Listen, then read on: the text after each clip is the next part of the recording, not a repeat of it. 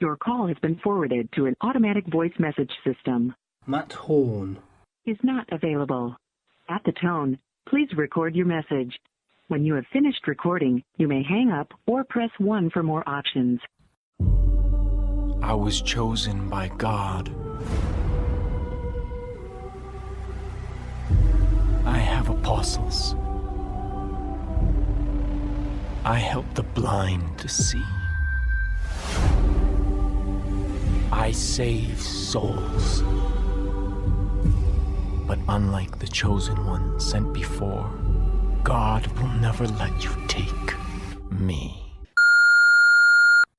Hey Matt, it's Peter Outerbridge. Listen, I'm calling from Toronto. I really wanted to talk to you about Far Cry 5. I just finished production on it. It was really exciting. So give me a call back. Don't Skype me though, because I'm an idiot. I don't know how to Skype. All right, talk to you soon. Oh, you can probably get my phone number through my agency. Okay, ciao.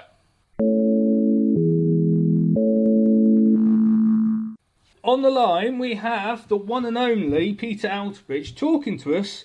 From where are you talking to us from, Peter? I'm talking to you from Toronto, Ontario, Canada.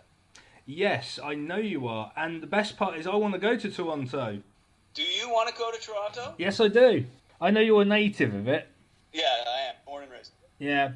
What's so good about Toronto? Because I was thinking it's either going to be Toronto or Vancouver. Ah, well, totally different hits. Toronto is much more cosmopolitan, much more diverse. Think of a really, really friendly New York City, and then you want to think you can get any kind of food from any kind of culture. You can buy any kind of shopping, museums, but that really is the best way. Vancouver is, if you're an outdoorsy person, you got the mountains, you got the ocean.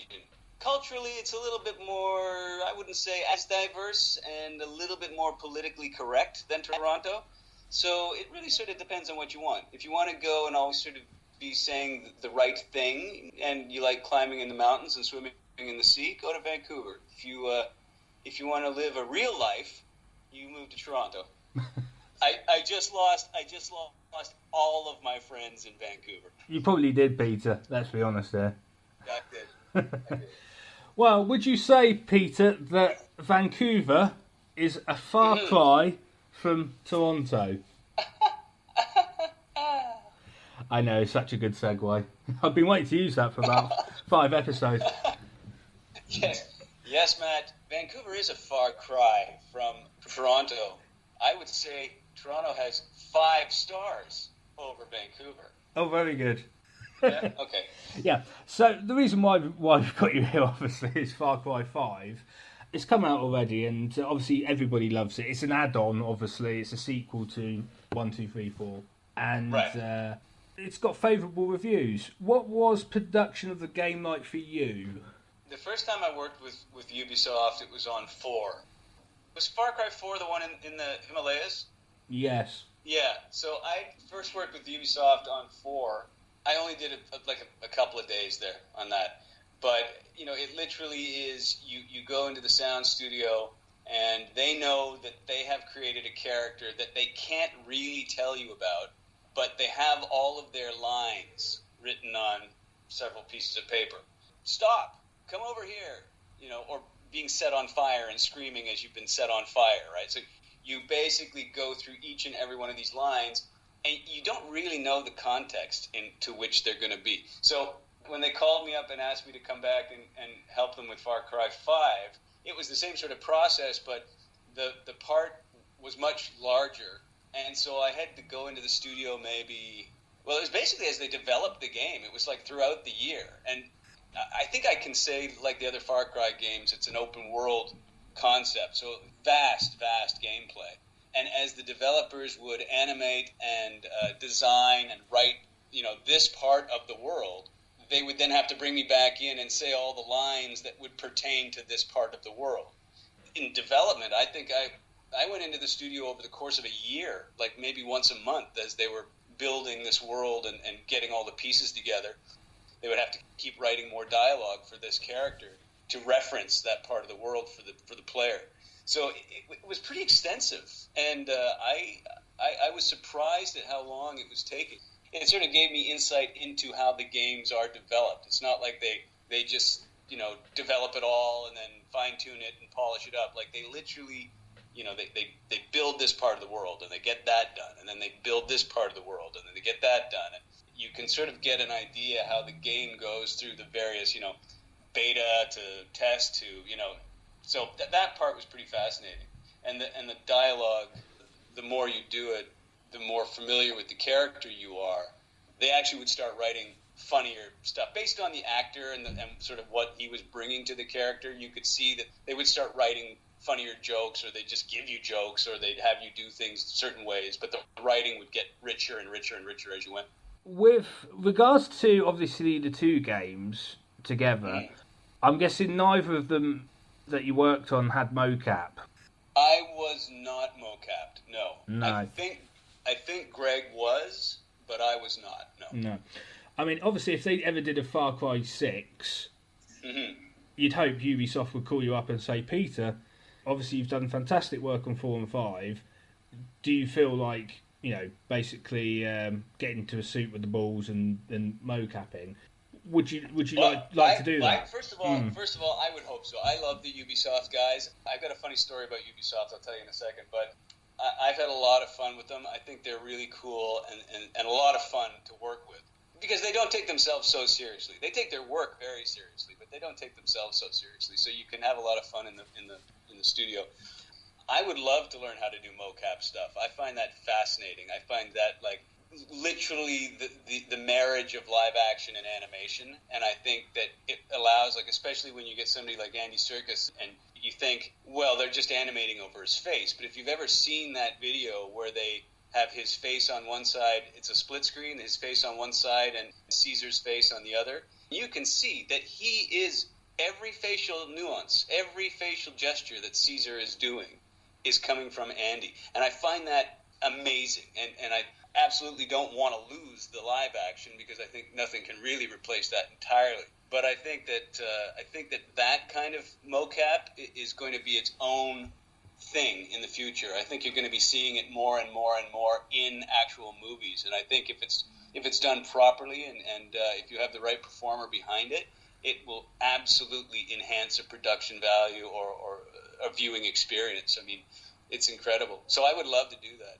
I keep telling them, I say, like, I want to learn mocap. I'll just be the guy that puts the suit on and you can just test stuff out with me. I have a friend who does that. Like, literally, if they want to test out an animation or a new skin on a character, a friend of mine will go down to the studio, he'll put the suit on, he'll run around, they'll film him for a while, and then they'll take that back.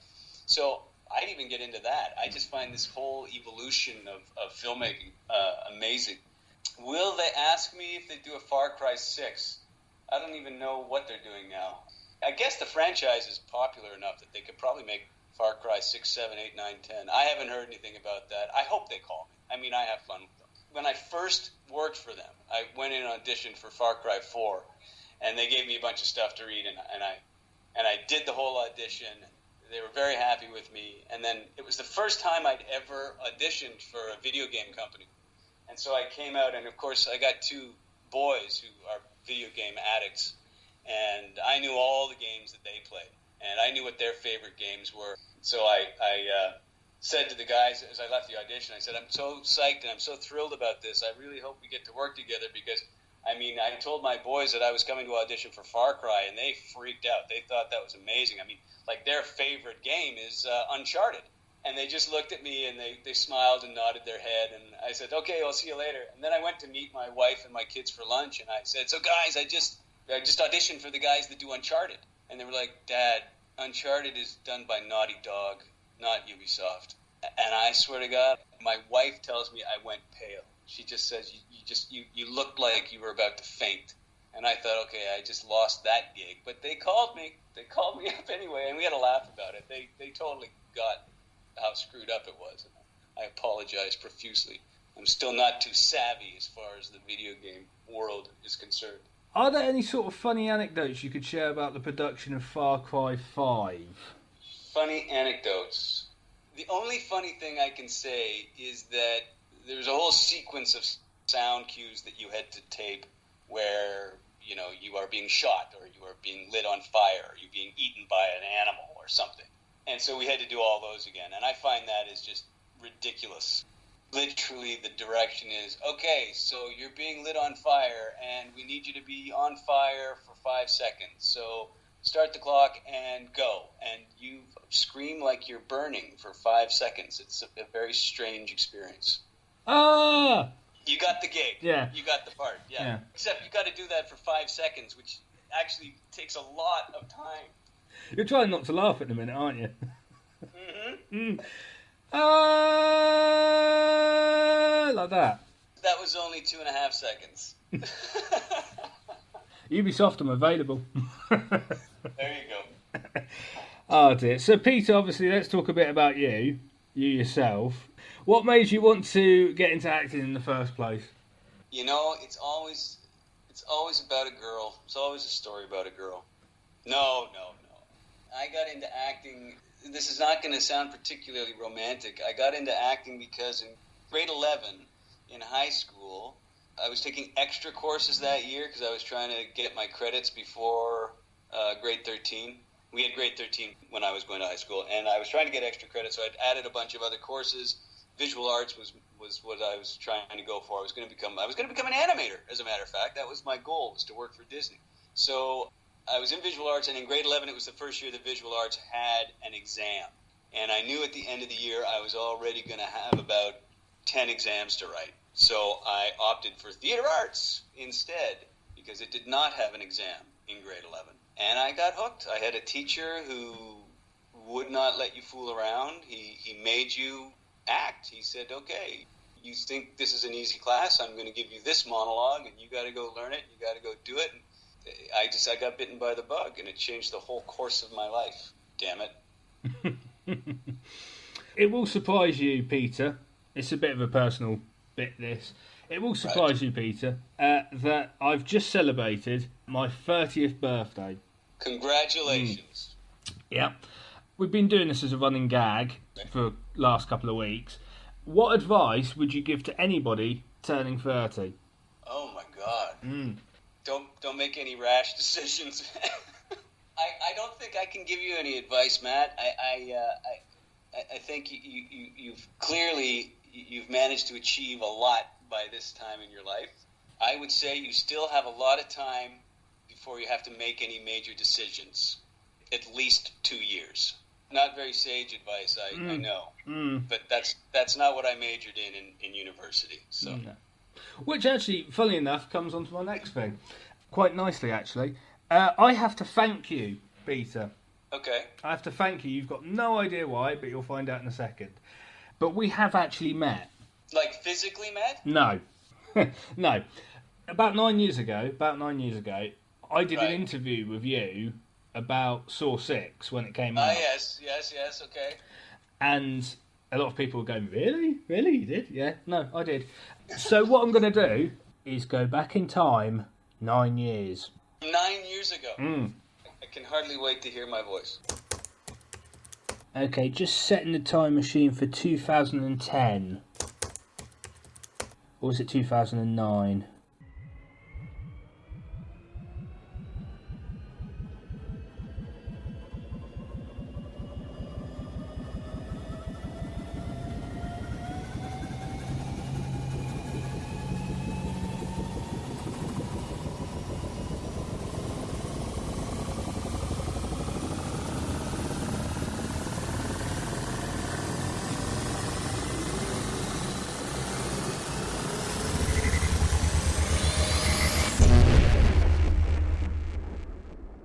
So, Saw 6. It was a good movie, I thought. I think people who like the franchise are going to like this one. 'Cause I think it sort of got back to sort of the old kind of down and dirty, messy Saw. A lot of people were describing it as good as 3. They're trying to ignore 4 and 5 for some reason, saying it went back to because 3 was the highlight to pinpoint. Because a lot of the film did relate to 3 in a way. Yeah. In terms of the well, they all sort of interconnect, so it's been the same writing staff on all of them. And they sort of have a grand plan. I think they're doing 9 altogether, and there's sort of an interconnectedness. I mean, a lot of the show is done in flashback. It's to sort of explain how we get to certain points and how the Jigsaw is capable of pulling off all these things from beyond the grave. So there's a lot of setup that happens in flashbacks. So you actually, the joke is that you never actually die in a Saw film. You live on in flashbacks. Dave was going to ask something just then. Well, I was going to say, in terms of the plot of Saw 6, would you say that this, more than any other Saw film, had more of a moral code behind it in terms of the healthcare system in the US? Yeah, I think they hit that with a hammer for sure. Yeah. But every Saw film, there is sort of the Jigsaw only goes after sort of morally reprehensible people, and he's trying to teach them a lesson. You usually find out, by the end of the movie, what the lesson was. And this one, it was quite clear from the beginning. But even the beginning, the very first one with what was his name? Dr. Gordon. Dr. Gordon. Yeah. Dr. Gordon was supposedly, he was being punished for being a philanderer, and you find out at the end of the film that, well, actually he wasn't having an affair. He was actually John's doctor who messed up in his diagnosis. But everybody is sort of being punished for their moral ambiguity, I guess, and the Jigsaw is a bit high-handed with that. This one, for sure, they were really going after the insurance industry and the healthcare and all that stuff. No question where the writers' feelings lie on that issue. They should all be disemboweled, basically.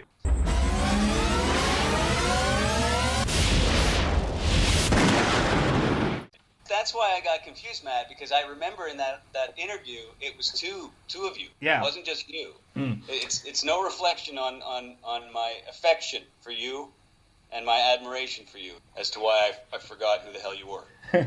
So here's the rub, Peter. Here's the rub. After that interview, I was doing, obviously, a university degree in film and media studies. Yeah. And it was the third year, final year, and they said to me, you've obviously got to choose a subject to do your dissertation on. Right. So, obviously, I didn't know what to do.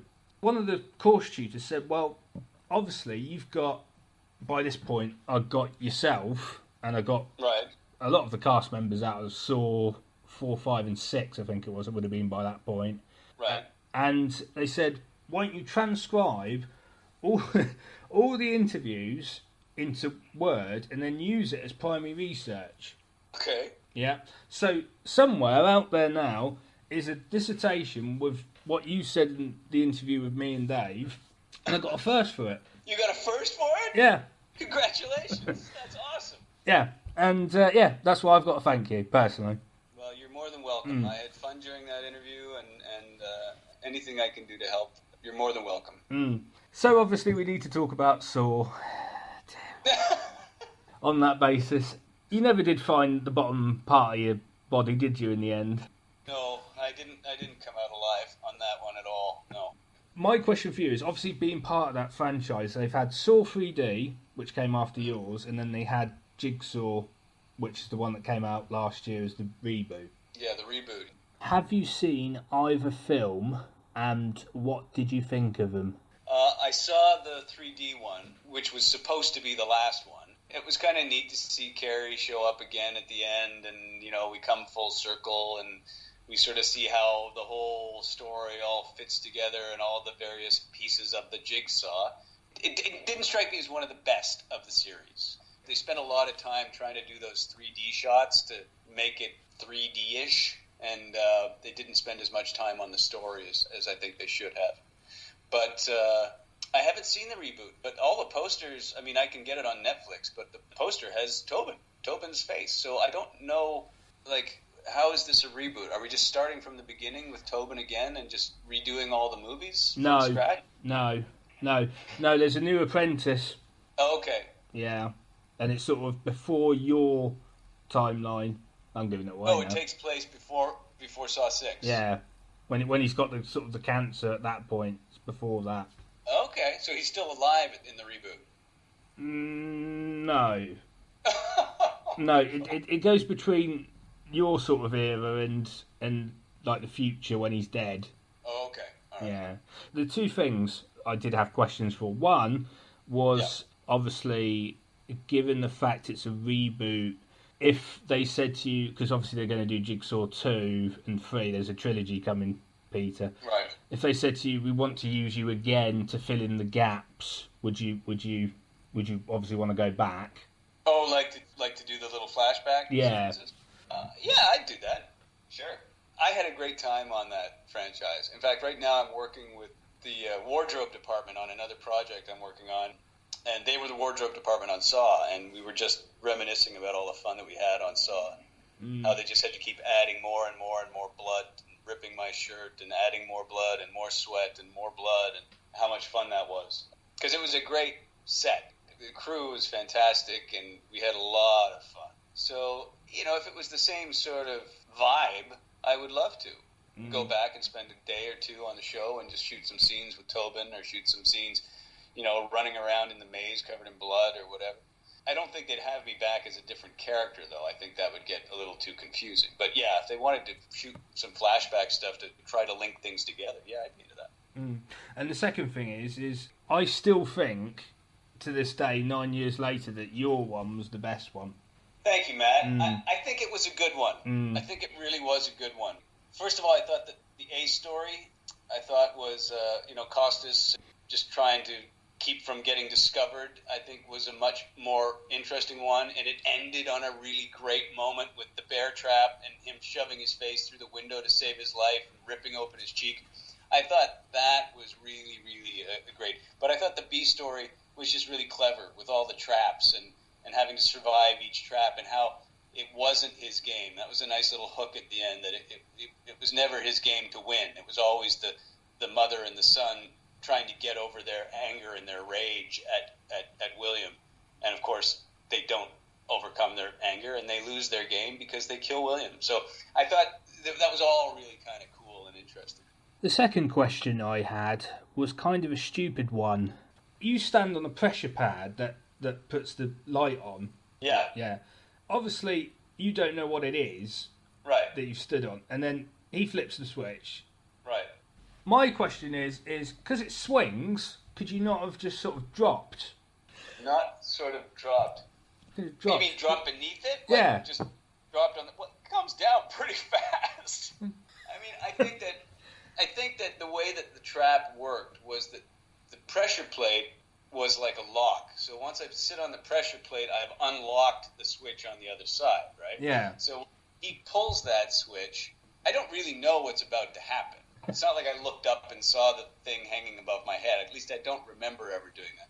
So when he pulls that switch, I mean, that thing, and I got to say, on the day, it was a little disconcerting because they were guaranteeing me they needed to have one shot of me hanging onto the cage and that thing actually slamming down behind me. They slammed it down several times to show me there was no way it was going to get near me.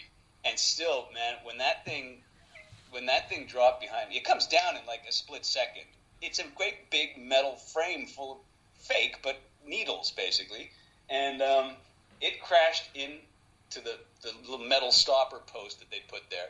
And it was so loud that there was no acting required. I literally just screamed and then just kept screaming because it was that fast. So I don't technically think I would have had enough time once he pulled the switch and I heard it start to fall. It hit.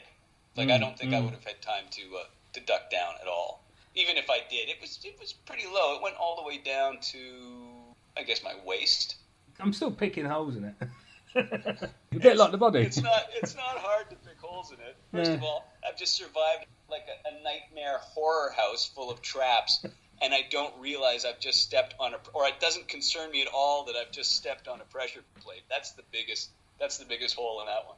I still love that shotgun one. That's fantastic. The shot, yeah, people talk about that all the time. Yeah. You look at me when you're murdering, you look at me when you kill me. Yeah.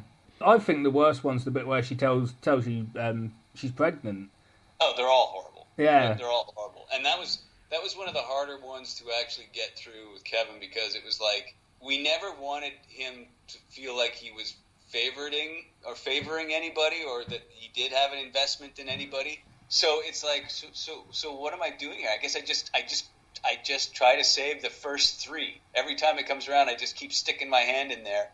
And it's that I can't get my hand in or that I get it caught or something, right? So it was very difficult because I can't even imagine being in a situation like that where people were pleading with me to save their lives and having to choose who lives and who dies. Even though your character was health insurance. Yeah, but I mean, you have to remember that the Jigsaw is he's creating these traps as being like literal manifestations of how he perceives you as doing your job. In other words, if I'm selling you life insurance, I'm giving you a contract, and I know this guy just actually went through the process of trying to get life insurance, and it sucks. In the end, I couldn't get it. I had to figure out another way to get some insurance, because this day and age, I mean, I don't smoke anymore, but I used to. And you have to tell them that. And so they said, no, we're not covering you. And I'm like, holy shit. Like, that's... Oh, sorry, Matt. Can I say that? Yeah, go on. So I was like, but that was years ago. And they're like, doesn't matter. As soon as you say that, you go into this other strategy, this whole strata of payment and stuff like that. Personal question then. Sorry to interrupt, by the way. Personal awesome. Question for you. In that sense, because obviously you've told us a little bit of a personal thing just then about you. Two questions that come to mind was, one, did they look at you and think, it's that guy who was in Saw 6 who's a health insurance official? And the second thing is, has it changed the way you feel about the character 9 years on? Oh, interesting. No, I mean, when we're doing this, obviously every time you take a role, no matter if you're the good guy, bad guy, whatever, you have to assume that your character is justified in their actions. Unless you're playing like a sociopath, you have to assume that your character honestly believes they're doing the right thing. And I think we talked about this before. I think William, the reason he was who he was is he honestly felt that he had come up with a formula that was win-win. It win for the insurance company, and it won for the clients, and everybody was happy. But the caveat was you absolutely had to tell the truth, and you absolutely had to obey the policy, right? Tobin wanted to get into experimental cancer therapy, and I said, that's not in the policy. The policy is this. So Tobin broke the rules, and I thought that was an interesting parallel, and that the Jigsaw, it's almost like he was inspired by William's philosophy, right? Because he then literally takes that, and all of his traps are about that. You got to play the rules. You got to play the game. And if you try to cheat the game, you're going to lose. So in William's mind, he's being totally upfront. Here's the contract. You can read it as many times as you want. Here's how it works. These are the rules. You follow the rules. We pay out. We make money, and then you make money at the end. That's it. Now, the difference between the Jigsaw's mentality and William's mentality is William is saying, we're in this together. I'm offering you this insurance policy, and you're offering not to screw up, not to get sick, not to do the things that the policy says. In the carousel scene, that would be like saying that William shows up, he's got the shotgun, and they've tied themselves to the chair. It's not the same. They've done nothing to put them in that situation, It's like if you did nothing and you got cancer, and the policy said, well, we don't cover cancer, well, that kind of sucks. Mm. If the policy says, I'm not going to cover cancer if you smoke, and you say, that's fine, and then you start smoking and you get cancer, you're not going to get covered, right? Mm. So that's the difference in the philosophy. So the Jigsaw is trying to give me a taste of my own medicine, but it's actually not my medicine. He's just torturing William. He's just basically pissed off at him because he blames William for his death, when Kramer is just as much culpable of his own death. He didn't follow the rules. So he knew that going in, and yet he still blames William for his death, and so he wants to give William a taste of his own medicine, but it's not William's medicine. So going back to my original joke question, do you think being in Saw 6 was the reason why you were refused healthcare insurance? No, I don't think so. I think they rejected me simply because I used to smoke, and a couple of other factors, my age, et cetera, and they plug it into their computer and they basically say, we can cover you for $5 billion, but if you want to do $100 a month, no, we're not going to cover you. It's gotten a lot tighter, actually. The guy I was talking to said that in Canada in particular, they've gotten a lot stiffer and stiffer and stiffer with the insurance. I think because people are actually living longer and are healthier and making healthier choices, right? Mm. So on the one hand, they pay coverage for a longer amount of time, but they are dying of natural causes, and the insurance companies are having to pay out in the end, right? So they've become a little stiffer. There is an interesting thing in the new film that you might like, which is the reason why I asked, would you go back? There is a bit in the film where the chap who's the new apprentice switches John's, MRI scan with somebody else's. This is a flashback, mind you. He switches John's MRI. Yeah. Well, that's an interesting setup. That would certainly have affected his insurance coverage. You know, Matt, like I said, I would be happy to do a little bit in that again. But as my understanding of the reboot is, it's basically the same concept, but we're just starting fresh. So it's like a totally different backstory. It's a totally different mystery as to what happened and all that stuff. Do they reference any of the old characters? Do they reference Carrie's character or Costas's character or anything like that? Funny enough, no. Yeah, so I think it's a completely new thing. They do have Tobin, so it's not a complete reboot. Well, anyway, I've got a question for you. Obviously, you've been in many TV series, and you've worked with many actors and actresses over the years. I saw you in an episode of The Outer Limits the other day, which was a bit odd. You had eyes in the back of your head. Oh, yeah, that's the episode that I met my wife in. Was it? The girl who played my fiancée, Tammy Isbell, she's my wife. That's where we met. Wonderful, wonderful. I've seen you in obviously a bunch of different things like Regenesis. Which actors and actresses have been your favourites to work with and why? Oh, that's always a tough question because the actors I generally like working with the most are actors who, as I said before, like the Ubisoft guys. I like actors who take their work seriously but don't take themselves too seriously. And sometimes that is an actor's process, is that they have to take themselves seriously or they can't, And I respect that. I just give them room and step back. But generally speaking, I know that it's not that it's not rocket science. I mean, it's a very tricky thing, making movies and acting and stuff like that. But they're not big rockets. They're little tiny rockets. It's complicated, but it's not saving anybody's lives. Well, maybe emotionally it is. I can't say that, but it's entertainment. We're having fun. It's like you've run away to join the circus. And I think that if you come at the film and television industry from that sort of angle, it's the greatest job in the world. You get to go to work every day with a bunch of freaks, and we all freak out, and we all have a great time, and we make a lot of fun. And sometimes it's really profound. Sometimes it's just silly. Sometimes it's fun. Sometimes it's sad. But the mood on the set, should always sort of, I think it should be somewhat light. And everybody should realize that, we're being allowed to do a job which ostensibly lets us be kids as grown-ups, right? I get to dress up in costumes and pretend to be other people. That's a great job. That's like being a 4-year-old when you're 52, right? Those are really the actors that I like to work. I find that they're more likely to be my people. And thankfully in Canada, that's generally how we work in Canada. There's not a lot of time for introspection and philosophizing and stuff like that. We make film and television very fast, very cheaply, and we still manage to make a good product, and I think that's because we have a lot of fun. I mean, we know you don't want to make crap, you don't want to move too quickly, but Canadians can be incredibly efficient, and I think the only way you do that is to keep things light and to not get too serious about yourself. I have worked with some actors that I think are exceptionally talented. My wife, for instance. But I would never point a finger and say, that was my favorite experience. That was my favorite actor to work with. There have certainly been scenes that I just have walked away from and gone, wow, that was fantastic.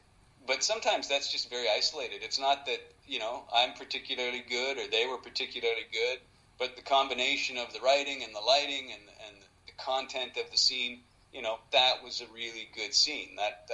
That really made me actually sort of step outside myself and go, wow, that is going to be very cool to watch.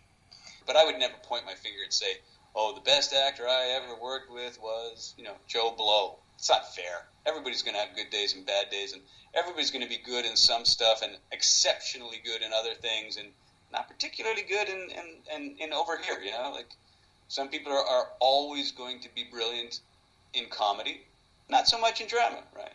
So I really think it depends on the part too. Some people are just outright miscast and shouldn't have been given the part in the first place, and that's not their fault.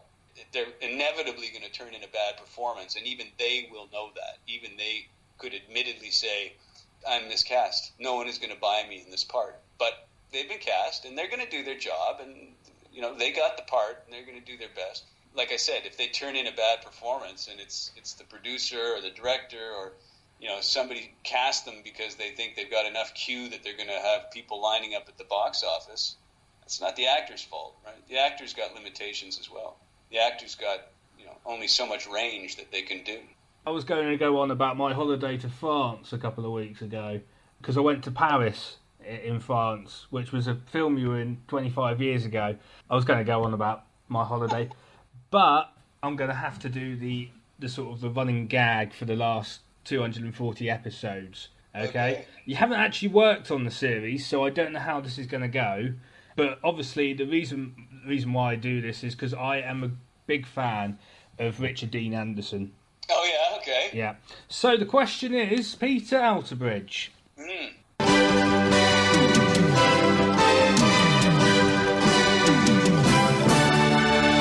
Have you met MacGyver? I actually have met MacGyver. I have met MacGyver. I met him. Where did I meet him? It was in Vancouver, but I can't remember where we met. I think it must have been at like the Sutton place or something like that. But I did meet him very briefly. I met MacGyver. I mean, it was fleeting. It was introduced to me, Richard Dean Anderson. I said, oh, yes. And I absolutely can say this. I can't believe this is just coming back now. The way I just suddenly remembered this is because when I met him in Vancouver, he introduced him. I said, I know, because of blah, blah, blah, blah, which I'm about to tell you. And he was like, oh, of course, right, And then he was kind of embarrassed. So here's how I met MacGyver. I was shortlisted for the part of Daniel. So I had to go down to L.A. and do an audition with Richard. So I was shortlisted. It was between me and oh my God, why is his name escaping me? Michael Shanks. So Michael and I and another guy, Rourke Critchlow, and the three of us had to stand on a stage and do a scene with Richard Dean Anderson. And he would stand next to us so that they could sort of see a height difference or whatever. And then we would actually read the scene together. And then they said, thank you very much. And we all went home, and Michael got the call. I hate Michael. You imagine how different it would be if it had been you. Well, yeah, I mean, it would have been SG-1. But yeah. I don't hate Michael. I know Michael. We did a movie together a couple of times, and I've worked with him before. He's a great guy. I like Michael. Well, I'm going to give you a 1-minute plug, Peter. I'm going to give you a 1-minute plug to plug Far Cry 5. I also would like you to plug as well Code 8. Now, people were saying to me, why are you going to be plugging Code 8? But I looked in the cast list and, oh, look, Peter, look who's in it. Yeah. Greg. Okay. Yeah, I know. Greg and I seem fated to work together over and over. It's like a bad hell. So, yeah, okay, well, here's my plug. Far Cry 5 is out. It is out, isn't it? It's out. It is out, yeah. Yeah, Far Cry 5 is out, and it's bigger than Far Cry 4 by a factor of 10. You will never stop playing this game. The gameplay just goes on and on and on. It's a really interesting story. I think it's very exciting. It's very funny, and Greg is great in it. Greg is amazing in it. I'll say that much. Me, not so much, but Greg is fantastic in it. And then Code 8, there again, Greg and I, what can I tell you about Code 8? First of all, Stephen Amell, the guy who plays Arrow. Yeah. Yes. He's the lead. It's him and his cousin, and they have made this movie together because they were always tired of superhero movies not sort of being done properly. And so they've created this movie where it's a world in which people do have superpowers, but what would that world look like? And I can't really say much more than that, but suffice it to say they're not well liked, so it's a little bit like X-Men to a degree, but also that people generally are pretty self-serving, and so people with superpowers would probably use their superpowers to better their lives as opposed to rescuing kittens from trees. Let's put it that way. And I play a creepy bad guy, and Greg plays a really cool bad guy. And it's coming out next year, and it's going to be amazing. Do you know what's sad, Peter? What's sad, Matt? He's never actually won an award. That is sad, because Greg is an exceptional talent. I think. I don't know what yours are called. What yours called? Our awards are technically called because they just renamed them. We used to have 2 awards. We used to have Genies for our film, and we used to have Geminis for television. And they just recently, over the past 2 or 3 years, they've combined them into one award called the Canadian Screen Award, CSA. And they don't officially have a name yet, although Norm Macdonald hosted one year, and he thought we should name them Candies after the late John Candy. And that particular year, people were getting up on stage and saying, I love my candy. You know, it became sort of a funny joke because it's like, go get your candy, right? But it's supposedly named after John Candy, but it's more like eye candy. But I don't know if that name is caught on. They still call them the CSAs. They're coming for you, Peter. My ride's here. Well, Peter, it's been a pleasure interviewing you and getting you back after 9 years. And you, Matt, let's not wait another 9 years for the next one. I'll be 40 then. There you go. I'll still have no advice for you. Keep breathing. You've got a long way to go. I will take this opportunity to promote yet another thing that Greg, Rick, and I will be appearing in, which is the upcoming series V Wars for Netflix. V Wars. V is in, well, you figure it out. V Wars. Google it. It's going to be a great new show for Netflix. It's going to be very exciting. I can't wait to start. They start next month, and Greg and I are both in that. Oh, hello. Oh, you're here again. Is that what it's like, Peter? Yeah, basically we're going to get an apartment together and start our own sitcom. That's a point. Why don't you and Greg write together? Write something together. We can't stand each other in real life. Oh, I'm sure you can. Yes, we can. Yeah. Well, Peter, it's been a pleasure interviewing you. And you, Matt. Thank you very much. Obviously, thanks very much for your time. Okay, take care. Bye-bye now.